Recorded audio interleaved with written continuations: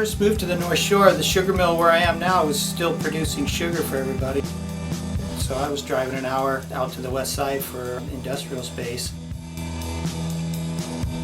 But having the opportunity to move into the sugar mill was a great thing for my business, to move me back to the North Shore where I live and have my neighbors, the guys that I've built fins for 35 years now.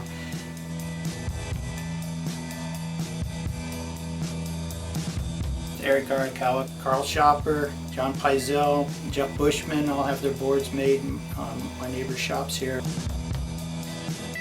It's really fun to be able to live on the North Shore and be that close to all these talented board builders. Being able to make fins for their boards is always a pleasure.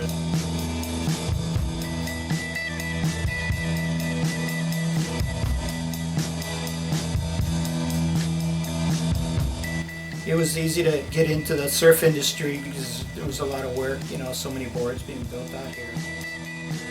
Just created a tremendous amount of creativity and boards being tested on the North Shore in the best ways.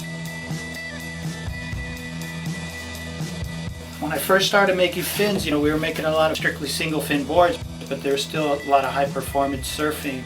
Like Ben Ipa was using flex fins that we were making. They were going on Buttons and Mark Bladale's boards, Larry Bertelman.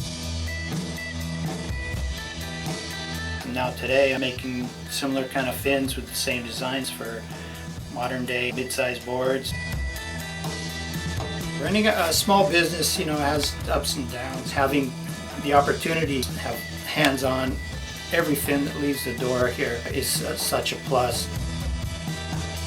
But it's quite a burden too, because it's a very labor-intensive job to produce fins.